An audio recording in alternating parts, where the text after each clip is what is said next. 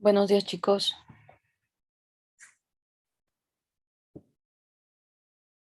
Hola doctora, buen día. Buenos días, doctora.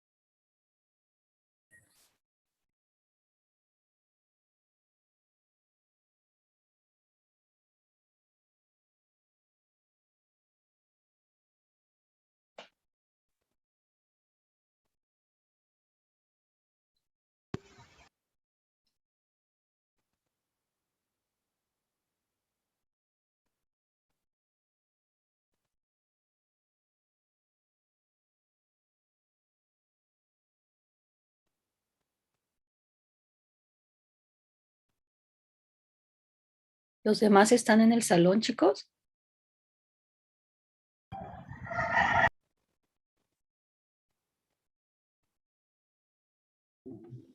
Sí, doctora. ¿Les tocaba clase luego ahorita a las 8? Con el doctor Guapo, por eso nos vimos temprano y aquí estamos. No te escuché. Que sí, nos tocaba clase con el doctor Guapo y nos vinimos temprano. Ah, bueno, entonces están ahí ya. Bueno, Sí. ponen una sola computadora y la proyectan ahorita ahí en la clase, porque aquí nada más me dice 46 participantes. Sí, doctora, de hecho, si ve cuando hablamos aparece grupo A. Ajá.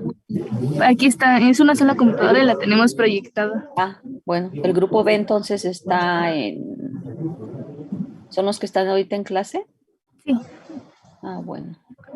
Sí, es que si no me iba a esperar otro rato para que se conectara más gente, pero sí tienen la clase ahí. ¿Ustedes iban a tener clases toda la semana entonces, Estrella? ¿O Fanny? ¿Perdón? No sé. ¿Ustedes iban a tener clase toda la semana, la que entra? Porque Sí. supone que es día de asueto el día jueves, cuando tenemos clase, pero veo que tienen programado, o sea, oficial es el 16, pero la escuela no trabaja el día 13. Ahí tenía marcado como, bueno, por lo menos con los de primero tiene marcado como asueto, aunque es su semana de estudio también de ellos, de su primer módulo. Y según yo sí tenemos marcada clase. Sí, sí, ayer vi el calendario porque yo, o sea, el día que no trabajo es el día 16, justo es el día que me toca darle las clases. Y me fijé, dije, ay, a lo mejor el día 16 cuando decía día de asueto en la escuela, y pues va a estar cerrada la escuela, entonces pues la voy a tener que dar en línea y no les iba a poder dar la clase entonces de exploración oftalmológica. Pero vi que sí tienen programados ustedes toda la semana y ya luego cuando vi el del ¿cómo se llama? De los chicos de primero, ahí marcan como día de asueto el día 13.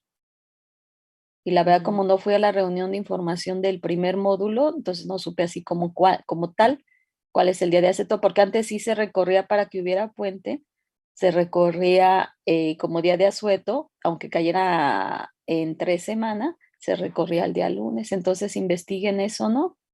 Porque tal, hay que ver qué día va a estar cerrada la escuela, si es el lunes o el jueves, Sí, doctora. ¿sí? Bueno, entonces vamos a empezar, ¿eh? Por ahí les mandé la presentación. Sí la vimos, doctora. ¿Sí? ¿Se ve la imagen? Sí. ¿Sí? Bueno.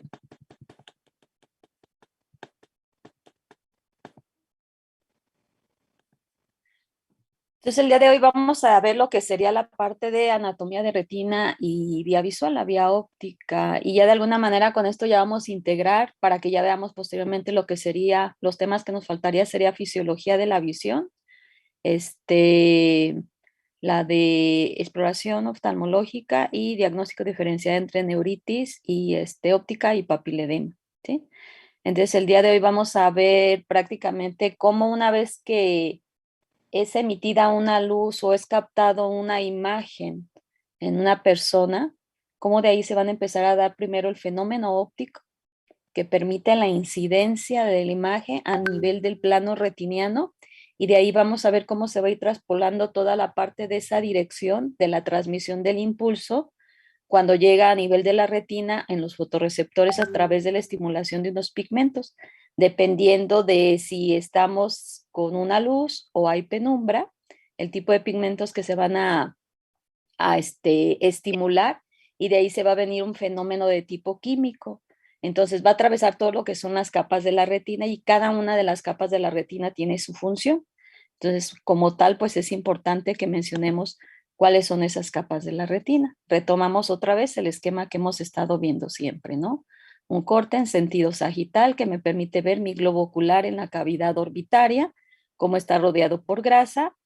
Aquí está lo que iniciaría mi vía visual, lo que sería la parte de mi nervio óptico, pero sin embargo aquí en lo que sería la capa más interna, que en este caso sería la capa sensorial, vamos a ver que va a tener 10 capas. Obviamente va a venir inmerso posteriormente, ya cuando penetra a través del nervio óptico la arteria central de la retina que viene de la arteria oftálmica, las diferentes ramas que van a tener. Hacia afuera, temporal, hacia el lado de la nariz, nasal, y tenemos ramas superiores e inferiores. Y nuestra zona de visión fina, de mayor detalle, sería nuestra área macular.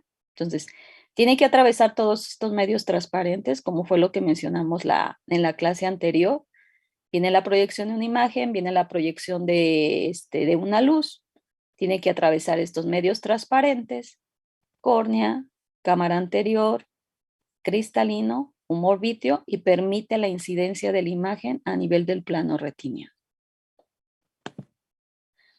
Entonces, la retina va a ser una porción neurosensorial que vamos a tener la capa más interna que tiene nuestro globo ocular. Sin embargo, va a tener una interacción a través de lo que sería la hialoides posterior, y obviamente en lo que es propiamente lo que nos da el contenido de nuestro globo ocular, que sería el humor vítreo. Entonces, aquí más o menos en lo que se refiere aquí a lo que es el polo posterior y lo que podemos visualizar a través de un oftalmoscopio directo, más o menos va a tener un espesor nuestra retina de 0.5 milímetros.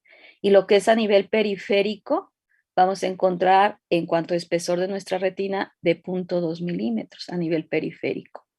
Ya cuando veamos un poquitito la parte de los fotorreceptores, de qué es lo que va sucediendo, aquí es importante que tomemos en cuenta que a nivel retiniano, específicamente en la capa de fotorreceptores, vamos a encontrar una mayor cantidad de lo que son bastones, a diferencia de lo que serían los conos. Entonces, más o menos vas a encontrar un promedio de 120 millones de lo que son bastones y un 6 millones de conos.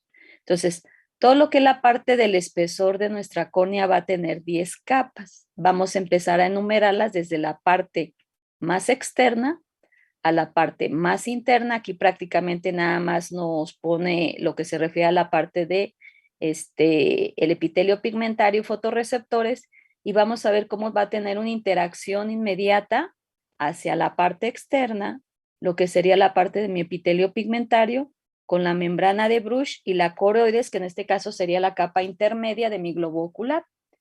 Y esta tiene un aspecto más bien como más pigmentado, y sobre todo es de tipo vascular. Y la capa más externa que tendríamos de nuestro globo ocular sería la parte de la esclera, que a través de una lámpara normal podemos verla. Obviamente está recubierto por la conjuntiva, y la parte más anterior, que sería la parte transparente. Entonces, este espesor propiamente va a haber. Entonces, la interacción que hay aquí entre la coroides y aquí a nivel retinal, ¿no? Directamente el epitelio pigmentario tiene contacto con la membrana de Bruch y lo que serían propiamente la capa de coriocapilares. Hay vasos grandes, hay vasos pequeños, y que cuando hay un problema de tipo degenerativo o algo, puede haber crecimiento de esos vasos. A nivel coroideo, hay la ruptura del epitelio pigmentario y empieza a haber crecimiento de vasos formando una membrana neovascular, como consecuencia de una degeneración macular o hay algún otro tipo de patologías que pueden llegar a ocasionarnos también algún problema degenerativo. Nuevamente aquí vemos lo que es la parte de una fotografía clínica que nos permite ver lo que es nuestro polo posterior, vemos nuestro nervio óptico, vemos aquí cómo está la emergencia de los vasos, debe de ser central, a lo mejor aquí no se delimita mucho, pero veríamos lo que se refiere a la parte de la excavación fisiológica, ya una vez que vemos la distribución de nuestras arcadas, en las que vamos a ver más oscuras y más gruesas son las venas, las que son más delgadas y más brillantes y a veces se tiene así como una lámina así de lo que es la pared de los vasos, lo que sería la parte la que sería la parte arterial. Esta sería mi sector temporal superior, el sector temporal inferior y el sector nasal superior y nasal inferior, ¿sí? Y propiamente aquí lo que nuestra área macular, la zona más pigmentada, la fovea, y cuando vemos con el oftalmoscopio vemos un brillo en el centro y sería la parte de la foviola. Estos son artefactos que tiene la imagen, ¿sí?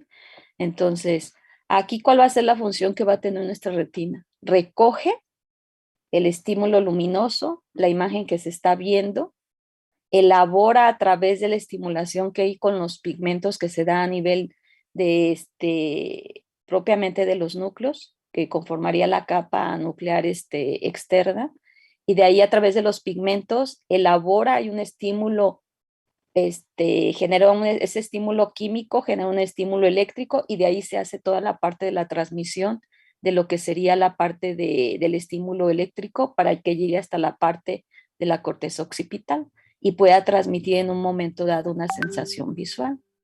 Entonces, ya hablábamos hace rato que hay un contacto directo de nuestra retina con la capa de la coroides, ¿sí?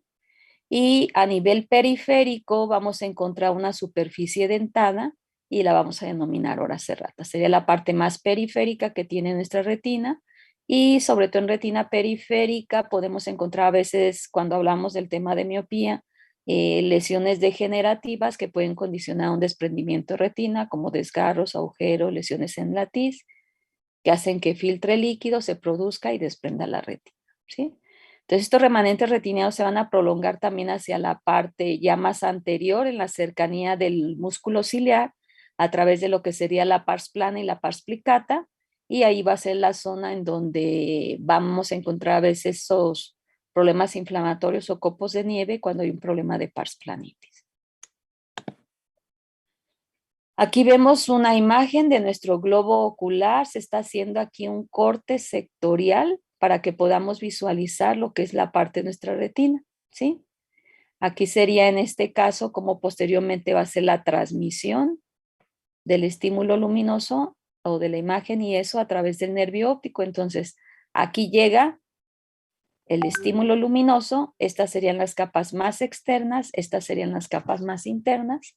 Aquí veríamos cómo llega, es absorbido por el epitelio pigmentario, llega a la capa de conos y bastones y de ahí se va a hacer la transmisión hasta que los axones de nuestras células ganglionares forman el nervio óptico y de ahí se transmite el estímulo luminoso para que esto a través de esos mecanismos óptico, químico, eléctrico, pueda generar, codificar una información visual y se genera la imagen, ¿sí? Entonces se envían esos impulsos nerviosos hasta que llegue a través del nervio óptico en todo el trayecto de nuestra vía visual para que llegue a nivel occipital.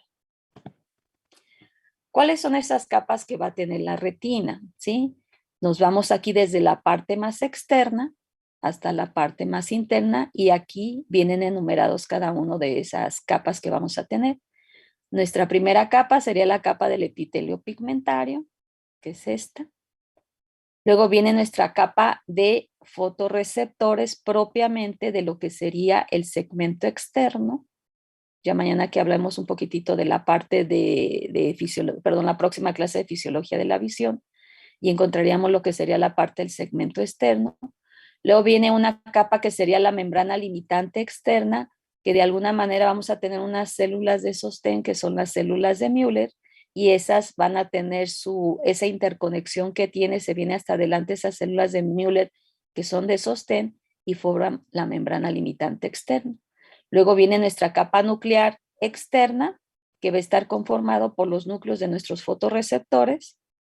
Luego recordar que una neurona va a tener lo que es propiamente su cuerpo, lo que es su axón y lo que son sus dendritas que van a hacer la interconexión. Entonces, lo que es la parte nuclear, tanto externa como la interna, son núcleos de células en específico, dependiendo si es externa o interna.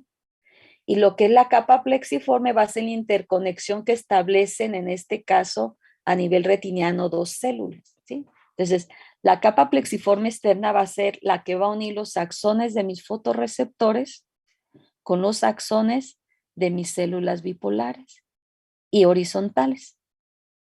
Posteriormente viene mi capa nuclear interna, que va a corresponder a los núcleos, que sería de las células bipolares y horizontales. Mi capa plexiforme interna interconexiona dos células, en este caso van a ser bipolares, ¿sí? Con las ganglionares, y posteriormente estas células ganglionares forman su axón, que sería la siguiente capa, forman su axón, forman la capa de fibras nerviosas, y por último encontraríamos membrana limitante interna, donde vamos a encontrar las células de Müller, ¿sí? Que permiten el sostén de cada una de estas células. Entonces, ¿qué tipo de células vamos a encontrar a nivel de la retina? ¿Sí? Van a estar intercaladas en las diferentes capas, ¿sí? De la misma, y obviamente van a tener sus interconexiones, formando las capas plexiforme externa y la interna a través de la interconexión de estas células. Nuestras primeras capas, las más externas, van a ser los fotorreceptores, ¿sí? Mañana vamos a hablar que tienen un segmento externo, tienen un núcleo y tienen en este caso una dendrita, ¿sí? Lo que van a conformar en este caso la capa nuclear externa, la forma aquí en este caso del cono, del bastón más alargado y en mayor cantidad. Entonces, estas son nuestras primeras células que vamos a visualizar a nivel de lo que es todo nuestro plano retiniano. Luego vendrían las células horizontales y nuestras células bipolares. Nuestras células horizontales de alguna manera van a establecer interconexión entre lo que serían nuestras células bipolares. Vamos a encontrar algunas células amácrinas también que nos permiten la parte de sostén, ¿sí? Las células ganglionares, que serían y las de Müller, que serían las de sostén. Entonces, estos son el tipo de células que vamos a encontrar en nuestro plano propiamente retiniano. Ahora, vamos a hacer ya la parte de la descripción de lo que serían las diferentes capas de nuestra retina. La capa más externa, que sería la del epitelio pigmentario de la retina, ¿sí? La forma que van a tener estas células tiene una forma hexagonal y van a ser abundantes en gránulos de pigmento, ¿sí? En este caso, a través de la melanina, impide que haya mucha dispersión de lo que es en este caso, la captación de lo que es la luz que es emitida, y algo que en un momento va a dificultar sobre todo en las personas que son albinas, debido a que hay esa ausencia de la melanina, hay en este caso una dispersión, se refleja en diferentes puntos, creando, aparte de la fotofobia, en este caso en el paciente, cuando llegan a salir a la exposición solar o a través de una luz, debido a esa reflectividad que va a haber en este caso en la transmisión. En cambio, si hay una adecuada cantidad de pigmento, de lo que la parte de la melanina va a permitir que concentre, que absorba esa luz, y de ahí se venga todo el fenómeno a través de la transmisión de esa luz a la siguiente capa, que sería de la de fotorreceptores, ¿sí? Entonces, la melanina impide que esa reflexión de luz no ande por todo el globo ocular, como les decía. En la ausencia que hay en un paciente albino hay dispersión, y entonces al absorberse a través de esa luz a nivel del epitelio pigmentario, permite que nos tengamos una imagen nítida, obviamente con la incidencia a nivel retiniano de nuestra luz, para que permita tener una imagen nítida aún, sino de lo contrario, el uso de unos lentes de contacto, para que se tenga una imagen nítida, ¿sí? Entonces aquí lo que les mencionaba en los albinos, al estar ausente esa melanina, hay una dispersión en diferentes direcciones de lo que sería la parte de la luz dentro del globo ocular, ¿sí? Aquí a nivel de lo que sería el epitelio pigmentario se absorbe una gran cantidad de vitamina A, y lo que es la parte de la vitamina A es un precursor que nos va a ayudar para la parte de cuando una vez que es absorbida la luz, la transmisión siguiente que sería a través de los fotorreceptores y va a ser importante aquí en esto. Entonces, luego de repente los pacientes que llegan a la consulta dicen, ¿puedo tomar más, ¿cómo se llama? Por ejemplo, jugo de zanahoria porque es rico en vitamina A para que mejore mi visión. Vamos a ver ya cuando tenemos la parte de la fisiología de la visión, cómo la cantidad que ingieras en un momento dado de vitamina A no va a ser si tienes alteraciones a nivel de fotorreceptores en caso de que haya problemas degenerativos o algo, no te va a hacer que mejore, ¿no? Debido a alteraciones que haya luego en cuanto a los pigmentos que encontramos en los fotorreceptores, ¿sí? Entonces, este epitelio pigmentario va a nutrir nuestra siguiente capa, que sería la de los fotorreceptores. Entonces, aquí tenemos mi capa del epitelio pigmentario y ya habíamos hablado antes de la interacción que tiene a través de la membrana de Bruch, que es como una barrera, y propiamente nuestra coroides a través de los vasos coriocapilares, que son vasos grandes y pequeños, que van a tener posteriormente hacia la parte externa una interacción. Luego vendría ya propiamente lo que sería nuestra capa de conos y bastones, ¿sí? Aquí lo que vamos a encontrar son dos tipos de fotorreceptores, los conos, los bastones, y estos van a ser elementos fotosensibles que vamos a encontrar en relación a su segmento externo, ¿sí? Lo que va a corresponder específicamente a esta parte de la capa, ¿sí?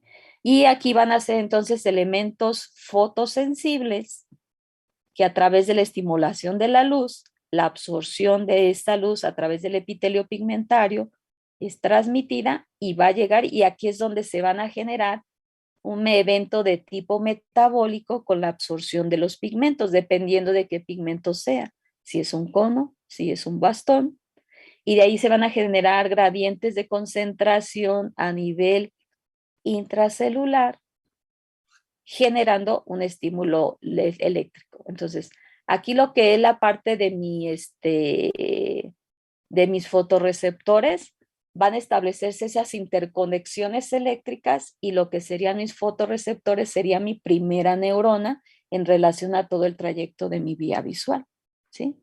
Entonces, estos fotorreceptores van a contener esos pigmentos, los pigmentos que vamos a encontrar en la rodopsina, la iodopsina, y estas, al generar un estímulo de variación de gradiente, dependiendo si hay una estimulación con luz o penumbra, va a generar un cambio en la potencia, despolarizando.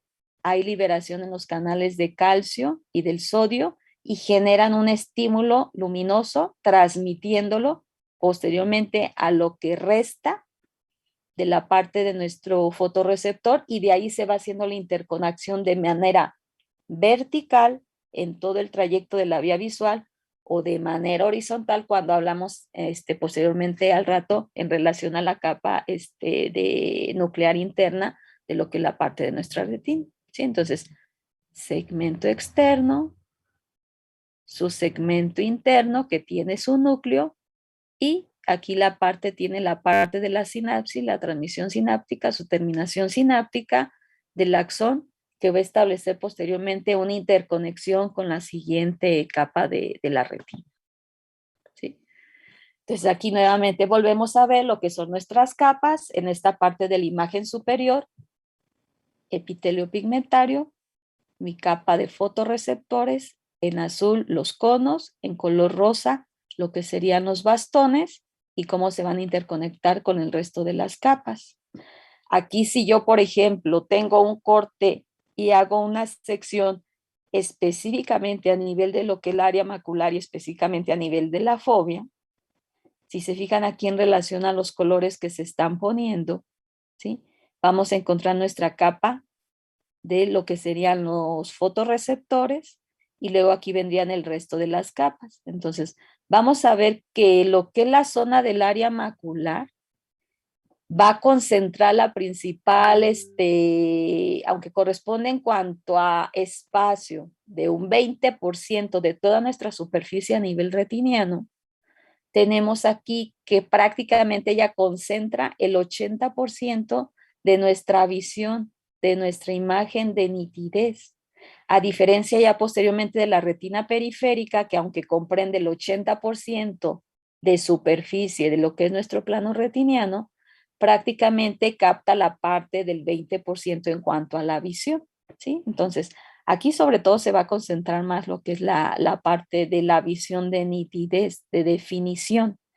Los conos van a actuar sobre todo en la zona de la visión de precisión y su umbral de excitabilidad es alto. Ya mañana en la siguiente clase que hablamos en fisiología de la visión. Y los bastones, el umbral de excitación es más bajo. Sobre todo nos va a dar la parte de la visión periférica y de la parte de la penumbra. Y lo que se refiere a la parte de nuestra retina aquí a nivel del área macular, si se fijan aquí solamente vamos a encontrar conos. Ya cuando se va haciendo más hacia la parte periférica, vemos lo que son bastones y el resto de las capas que vamos a ver ya posteriormente. Aquí viene, por ejemplo, la capa de células bipolares, obviamente con su axón y demás, y las células ganglionares. Si hay alguna pregunta por allí o algo, chicos, me avisan.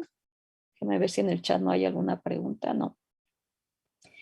Y luego posteriormente ya les hablaba de nuestra tercera capa, que sería la membrana limitante externa, que prácticamente sería la parte de interconexión que establece con las células de Müller, ¿sí? En la parte intermedia entre lo que sería la parte del epitelio pigmentario, nuestro segmento externo de nuestros fotorreceptores, tanto de los conos como de los bastones, y encontraríamos aquí mi membrana limitante externa. Luego vendría mi cuarta capa, que esta cuarta capa va a contener lo que son los núcleos de mis fotorreceptores, y luego de ahí se va a venir mi terminación sináptica, que va a establecer una conexión sináptica con la siguiente capa de células, que serían las células bipolares, ¿sí? Entonces, mi capa plexiforme externa establece esa interconexión entre la terminación sináptica, tanto de mis bastones como de los cones, con la conexión sináptica que tienen, en este caso, mis células bipolares, ¿sí?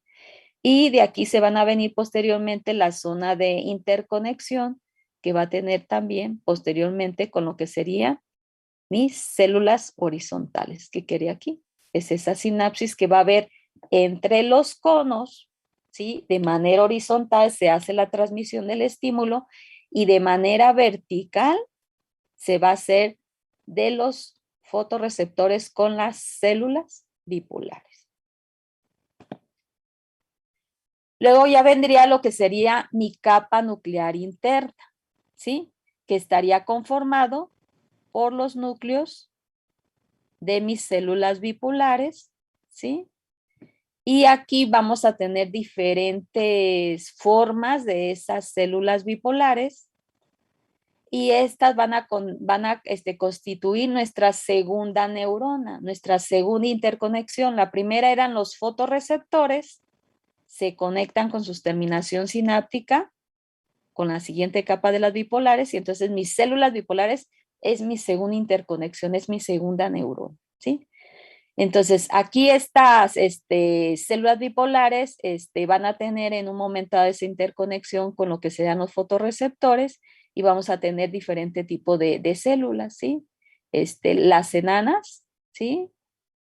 Y aquí lo que es la parte del trayecto de interconexión que se va a establecer con lo que serían la parte de los fotorreceptores, serían las células horizontales, y podemos ver allí inmersas también algunas células, ¿sí? Que no tienen un axón y todo eso, y establecen una interconexión con las células de Müller, y también de alguna manera la parte de nutrición de cada una de las capas. Luego vendría lo que se refiere a la parte de la capa plexiforme externa, ¿sí?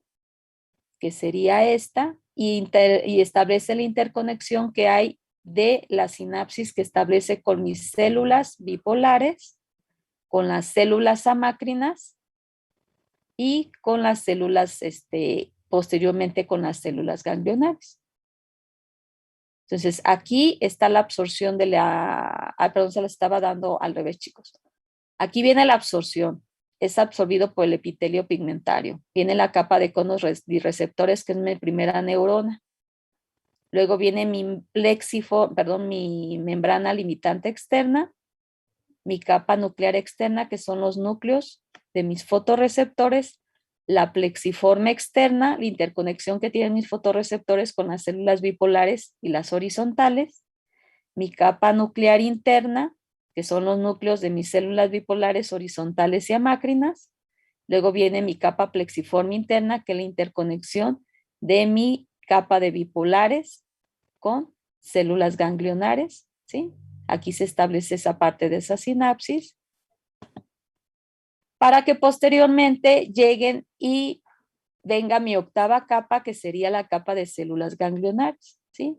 Aquí vamos a encontrar lo que sería propiamente la célula con sus núcleos, la presencia de vasos sanguíneos, y aquí encontramos dos tipos de células ganglionares de tipo difuso y enanas, y posteriormente estas van a tener su terminación sináptica que va a confluir todas para que puedan formar posteriormente lo que sería mi penúltima capa, que sería la capa de fibras nerviosas, ¿sí? Entonces, esta capa de fibras nerviosas es toda la unión que va a tener de mis terminaciones sinápticas que tiene cada una de nuestras células ganglionares, tanto las enanas como las difusas, en vía su axón, se unen y forman nuestra capa de fibras nerviosas. Entonces aquí va a representar la parte de esos axones, de esas células ganglionares, ¿sí? Vamos a ver aquí cómo encontramos nuestras capas más externas.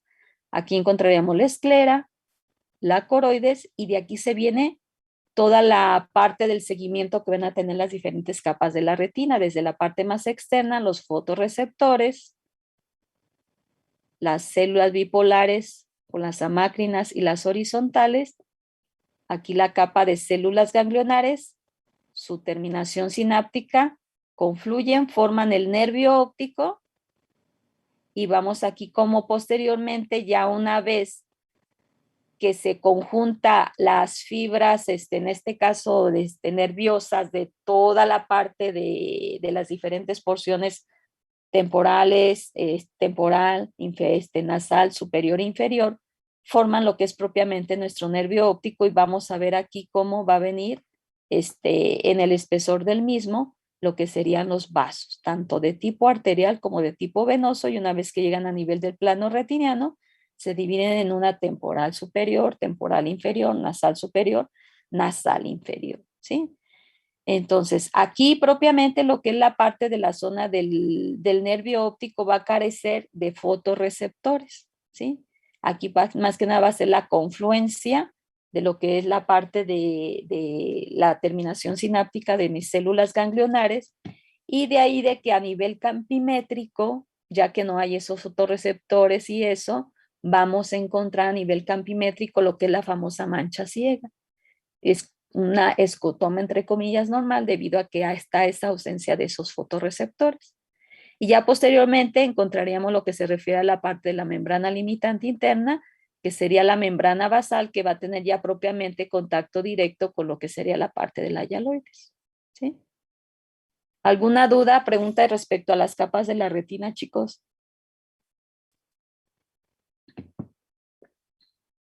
¿No? ¿Lo pueden escribir en el chat o algo? Doctora, Sí. yo tengo una pregunta. Bueno, es que me confunde porque se supone que o sea, yo me confundo porque se supone que la capa más externa pues es la del pigmento, y Ajá. y la última es la limitante interna, Interna. pero la luz viene entonces de adentro hacia afuera, No, de afuera hacia adentro. porque en las En esta imágenes, imagen, por ejemplo, en esta que está aquí, no en la última de la capa 9, por ejemplo, la luz viene desde, o sea, la flecha viene desde la membrana limitante interna hacia la primera capa. O sea, viene de la última a la primera capa, entonces eso a mí... Aquí por la flecha que mencionas. No, arriba, en la otra imagen, en la de arriba. Ah, La flecha, dice que la luz viene desde acá, ¿no? Desde la limitante interna hacia... no, aquí es absorbida y llega primero a tu epitelio pigmentario, es absorbida por el epitelio pigmentario. Ah, entonces, ¿la flecha a qué se refiere entonces? La Flechita penetración entre- que va a tener en este caso y absorbe la luz, tu epitelio pigmentario, por ejemplo, por eso me estaba regresando aquí esta imagen. Tu luz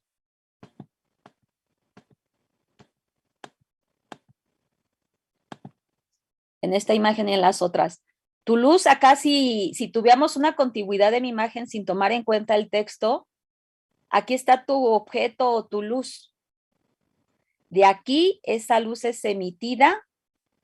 Si hay una emetropía, vas a tener tú una imagen nítida, ¿sí? Sin embargo, independientemente de tu imagen nítida y la transmisión del estímulo luminoso que va a haber, va a ser absorbida esa luz, si te fijas, atraviesa y es absorbida por tu epitelio pigmentario. Por eso les decía que necesitaba llevar yo la secuencia para que vean cuál es la...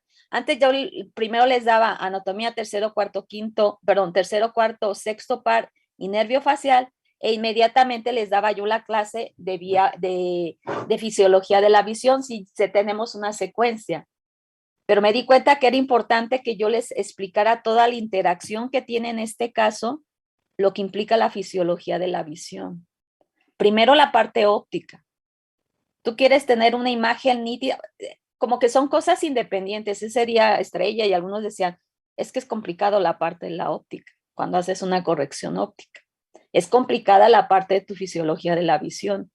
¿Por qué? Porque primero la parte óptica, la captación de tu imagen. Obviamente, una imagen nítida te la va a dar si hay una emetropía, usas lentes y eso. Sin embargo, se dan todos los fenómenos que se dan aquí posteriormente. Una vez que es absorbida esa luz, la absorbe en nuestro epitelio pigmentario.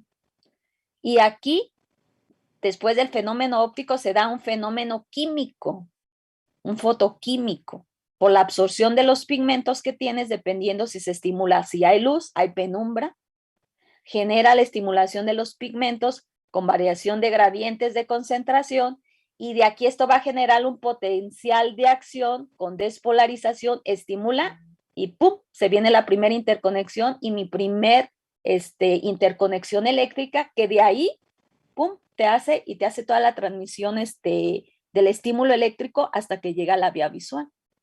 Entonces, viene de la parte externa, atraviesa, absorbe, y luego de aquí ¡pum!, se viene todo el fenómeno eléctrico, ¡pum!, se viene la parte de la transmisión y de aquí se va hasta la parte de la vía visual. Es en esta imagen. En esta imagen, si te fijas aquí también, ¿cómo viene mi luz? Acá no viene la parte de mi capa del epitelio pigmentario.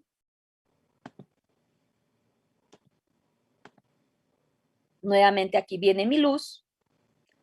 Llega al epitelio pigmentario. De aquí se transmite a los fotorreceptores. En esta imagen lo mismo. Viene mi luz. Tiene que ser absorbida por el pigmento. Y de aquí se viene la transmisión del estímulo luminoso. ¿Sí? Igual aquí. Viene mi luz. Si te fijas, la dirección es mi luz la que viene y primero es absorbida por el epitelio pigmentario y de aquí se viene la estimulación de la parte eléctrica. ¿Más o menos ya quedó claro? Sí, doctora. ¿Sí? Bueno, ¿alguna otra pregunta o duda, chicos? ¿Sí? Aunque viene aquí esta flecha, no quiere decir que aquí llega inicialmente a nivel de lo que sería la confluencia de mis terminaciones sinápticas de las células ganglionales a través de del nervio óptico. Aquí, por ejemplo, está la membrana limitante interna y aquí está la externa, ¿sí? Llega, pero es absorbida primero esa luz por el epitelio pigmentario y de ahí se envía la transmisión para que genere un gradiente de concentración en el interior de los segmentos internos de nuestros fotorreceptores y de ahí se dé la transmisión. Entonces, aquí viene la luz, Se absorbe a través del epitelio pigmentario y posteriormente va a salir a nivel de lo que serían las terminaciones de nuestras células ganglionares formando nuestra capa de fibras nerviosas. Y que obviamente esta capa de nuestras fibras nerviosas se van a distribuir a cada una de las arcadas y ya posteriormente es lo que vamos a ver en relación a las alteraciones campimétricas, ¿no? Bueno, si no hay otra pregunta aquí en relación a esto, vamos a ver, tenemos ya nada más 18 minutos, un poquito menos. Lo que sería la parte de nuestra nutrición de la parte de la retina. Nuestra retina va a estar irrigada, nuestras capas externas, ¿sí? Lo que es la parte del epitelio pigmentario y la capa de nuestros fotorreceptores por la difusión de en este caso, de la irrigación que vamos a tener de nuestra coriocapilaris. Mientras que las capas ya más internas y que se van hacia la parte del plano vítreo, estos propiamente van a estar irrigados por la arteria central de la retina y la vena central de la retina, la parte del retorno. Ya, entonces, ¿qué es lo que sucede entonces en estas capas de la retina, ya cuando conforman la parte de la terminación sináptica de nuestras células ganglionares? Fibras nerviosas confluyen y van a formar nuestro nervio óptico. Visualmente yo puedo ver el inicio de mi vía óptica a través de un oftalmoscopio, viendo fondo de ojo, y yo vería inicialmente lo que es la parte de mi papila, con lo que sería la parte de un oftalmoscopio, uno directo o indirecto, y de aquí van a venir las diferentes porciones que tiene nuestro nervio óptico. Si nos vamos un poquitito a nivel, una vez que ya penetra a nivel intracraneal, en relación posteriormente cuando forma nuestro quiasma óptico, ¿sí? Entonces, aquí propiamente la dimensión en cuanto a longitudes, mi nervio óptico y la papila que voy a ver más o menos tiene una dimensión de 0.7 milímetros. Lo que es mi trayecto propiamente intraorbitario, hablamos de cómo está alojado mi globo ocular. Vamos a encontrar que más o menos la longitud que tiene a nivel intraorbitaria mi nervio óptico es de 33 milímetros. Una vez que penetra en el ápice de mi órbita a nivel del foramen o el agujero óptico, más o menos ese espacio corresponde a 6 milímetros. Y luego ya una vez que penetra nuestro nervio óptico a nivel intracraneal, más o menos se habla de una dimensión antes de que se haga ese entrecruzamiento de fibras. ¿Cuáles son las fibras que se entrecruzan, chicos? Las nasales. Ajá, porque las temporales van directas. Entonces, la longitud que más o menos ya una vez que penetra mi nervio óptico a nivel intracraneal, antes de que tengan ese entrecruzamiento, va a tener una dimensión más o menos de 10 milímetros. Ahora, ¿cuál va a ser posteriormente ese trayecto que va a tener mi vía visual? Ya una vez que está a nivel intracraneal, va a venir inmerso, obviamente, dependiendo del trayecto en nuestros lóbulos de nuestro cerebro en relación a nuestro tallo cerebral, en relación a nuestros espacios donde encontramos líquidos, nuestros ventrículos, para que posteriormente llegue hasta la parte de la región occipital. ¿Cuáles son esas áreas donde llega la parte de la vía visual, chicos? ¿Se acuerdan? O por ahí lo que han visto un poquitito ya la integración de todas las diferentes áreas que tienen algo en específico. ¿A qué áreas corresponde? El área 17. Ahí, en esa parte, y va a tener la parte de la transmisión. ¿Y en qué estructura está cercana ahí, aquí en esta parte, la terminación de nuestra vía visual? La cisura calcarina. Ajá, ahí la vamos a encontrar. Entonces, viene todo este trayecto en la contigüidad, bordeando posteriormente lo que sería aquí ya mi quiasma. Las que se cruzan son las fibras nasales, bordean nuestro pedúnculo a nivel de los colículos superiores, más o menos llega a ese nivel, y de ahí se va a formar, y esto va a formar lo que sería nuestro tracto óptico. Aquí en esta parte vemos cómo está aquí la parte, digamos, una sección en sentido transversal que me permite ver en la proyección a través de una campimetría. Recordar que la parte de mi imagen y la parte cuando hacemos nuestra campimetría genera una imagen cruzada e invertida. y que es lo que vamos a ver posteriormente cuando traspolamos, cuando hay alguna alteración de tipo vascular, de tipo compresivo, dependiendo de dónde se tenga la lesión, es cuando hablamos de los defectos campimétricos que vamos a encontrar dependiendo de en qué nivel, por un problema de la índole que sea que estábamos mencionando, vascular, nutricional, compresiva, isquémica y demás, nos va a dar un problema de tipo campimétrico. Y es cuando hablamos de que encontramos y sistematizamos de alguna manera a través de ese hallazgo campimétrico las lesiones que encontramos, ¿no? Y que son muy orientadoras. Obviamente esto va a ir aunado al resto de la exploración que se haría a nivel neurológico, ¿sí? Entonces viene aquí la parte del entrecruzamiento directamente nuestras fibras temporales, tanto en el lado derecho como en el lado izquierdo, nuestro entrecruzamiento de nuestras fibras hacia el lado contralateral de las nasales, aquí sería la nasal derecha que va hacia el lado izquierdo, y luego establece esta interacción que vamos a tener posteriormente, formando lo que sería propiamente nuestro nervio óptico. Va a ser una vez que confluyen nuestras células ganglionares, los axones y todo eso, viene en este trayecto que ya hablamos a nivel papilar, intraorbitario, intracanicular, antes del quiasma óptico y nuestro quiasma óptico. Luego viene nuestro tracto óptico, ya propiamente después del quiasma, llega a nivel del pedúnculo cerebral, a nivel del colículo, llega y establece aquí una primera interconexión. Y después de aquí, nuestras fibras se van a situar en sentido superior y en sentido inferior en relación a la parte del espacio que ocuparían a nivel del lóbulo parietal y del lóbulo temporal por la parte inferior, ¿sí? Para que a nivel del cuerpo geniculado lateral, de aquí se viene una porción de nuestras radiaciones ópticas o nuestras radiaciones genículo-calcarinas, y sobre la parte inferior la otra porción formando estas radiaciones ópticas para que posteriormente terminen a nivel del lóbulo occipital, ¿sí? A nivel de lo que sería la área de Brodmann número 17, ¿sí? Aquí volvemos a ver ya prácticamente esta primera imagen. Vemos aquí lo que sucede antes de nuestro cuerpo geniculado, ¿sí? Nervio óptico, quiasma óptico, tracto óptico, cuerpo geniculado, y de aquí viene la radiación genículo-calcarina o radiación óptica. Aquí se van a situar entonces en sentido superior y en sentido inferior lo que son la parte de nuestras fibras. Y van a venir y se van a traspolar al área 17 de Brodmann, ¿sí?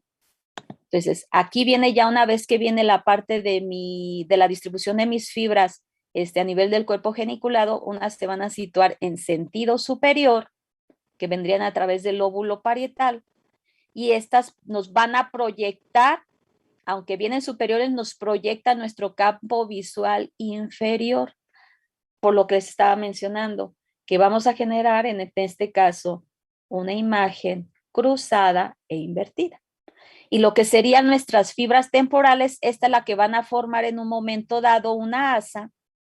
La asa de Meyer va a venir inmersa en la parte de nuestro lóbulo temporal y va a llegar y se va a encontrar aquí en esta parte de la porción de la fisura calcarina, y nos van a hacer en un momento dado representar lo que sería nuestro campo visual superior. Y de ahí de los diferentes alteraciones de tipo campimétrico dependiendo de dónde se encuentre la lesión, ¿sí? Aquí tenemos a través de diferentes imágenes. Si tenemos secciones, puede ser que abarque tanto fibras, si es por ejemplo a nivel orbitario, y tengo yo una sección de nervio óptico por un traumatismo y me daña tanto mis fibras del lado nasal como del lado temporal, me va a generar un escotoma prácticamente del lado afectado. Si llegara a estar a nivel del quiasma, ¿sí? Me va a generar una hemianopsia homónima bitemporal. Si aquí a nivel orbitario nada más hubiera una sección de la parte de la rama nasal, aquí entonces me daría un problema nada más en el ojo afectado, afectándonos esta parte de mi campo visual, dándonos una heminopsia nasal del lado que se está afectando, ¿sí? Porque aquí todavía no se entrecruzan nuestras fibras. Y luego ya de aquí se vienen las diferentes alteraciones de tipo campimétrico, si hay una sección posterior al quiasma óptico, dependiendo del lado que sea, si hay aquí, por ejemplo, una lesión que les decía vascular, tumoral o algo que es aparentemente la menos frecuente, tenemos aquí, en este caso, una hemianopsia homónima. Y luego, dependiendo igual si se viene acá a nivel de la parte posterior, dependiendo si te afecta las fibras internas, que son superiores, nos da un defecto campimétrico, y igual cuando afecta solamente la asa de Meyer, perdón, también te da otro tipo de alteración campimétrica, ¿sí? Entonces, lesiones anteriores al quiasma óptico provocan defectos unilaterales, dependiendo de qué ojo está afectado. En las lesiones unilaterales, dependiendo de cuál sea la zona del trayecto de afección que tiene en este caso, nos va a dar en este caso trastornos de tipo bilateral, dependiendo de cuáles son las fibras que se están afectando.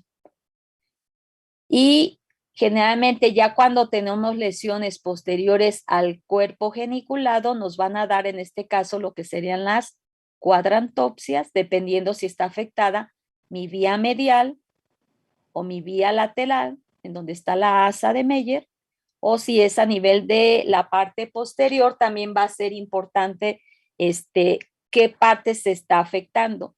Si yo traspolo aquí en la parte posterior lo que es la proyección de mis fibras nerviosas a través de cuadrantes, yo lo tengo aquí, y aquí tengo mi cuadrante.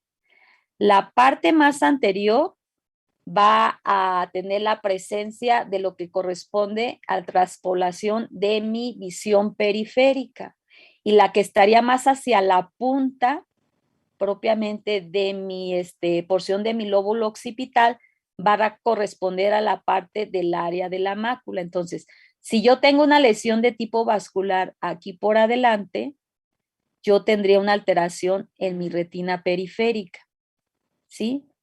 Y si no me afecta la punta de lo que es la parte de aquí de mi mácula, entonces la imagen que yo vería aquí en relación a la parte de mi, si está afectando tanto toda la mitad inferior o toda la mitad superior, cuando vemos si tiene pura afección aquí a nivel de lo que es la punta a nivel occipital y está afectando exclusivamente la mácula, entonces yo dentro de mi campimetría voy a encontrar aquí un escotoma central, aquí en esta zona, y todo lo demás va a estar blanco, debido a ese tipo de afecciones que vamos a tener o algo, ¿sí? ¿Preguntas, dudas o algo, chicos? Nos quedan 5 minutos.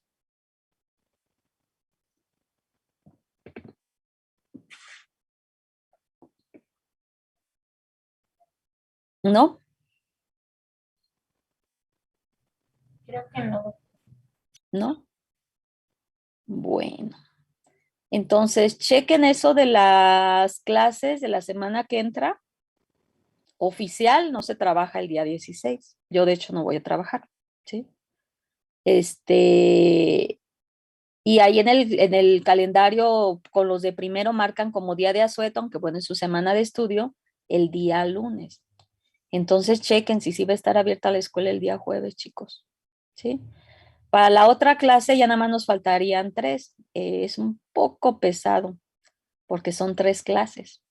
Pero prácticamente ya de lo único que nos faltaría ver sería diagnóstico diferencial de papiledema, neuritis óptica, la exploración oftalmológica, que llevaran sus oftalmoscopios. Yo me voy a llevar para hacer la tonometría, los primas que utilizo para movilidad ocular, lo que sería la cartilla para determinación de agudeza visual, tonómetro, cartilla de visión a colores y eso.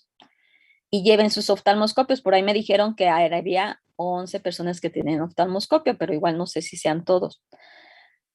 Aquí un poquitito la cosa es que tenemos cercanía en la exploración de fondo de ojo, entonces ahí, pues sí, como sé, estamos usando nuestros oftalmoscopios. Yo tengo prácticamente toda la pandemia viéndole fondo de ojo a los pacientes y, bueno, gracias a Dios no ha habido ningún problema, pero es una precaución que tenemos que tener, ¿sí? En la parte de cuando veamos fondo de ojo en esta situación de pandemia. Y y sería lo que nos faltaría ver ya nada más, ¿sí? Y fisiología de la visión, ¿sí? Ahí ya vamos a interactuar toda la parte de las clases, ¿sí? Entonces, pues si no hay preguntas, chicos, nos vemos, investiguenme bien lo de las clases del día jueves, ¿sí? Sí, doctora, yo le aviso. Ándale, pues nos vemos entonces. Gracias, doctora. Gracias, Buen día. doctora.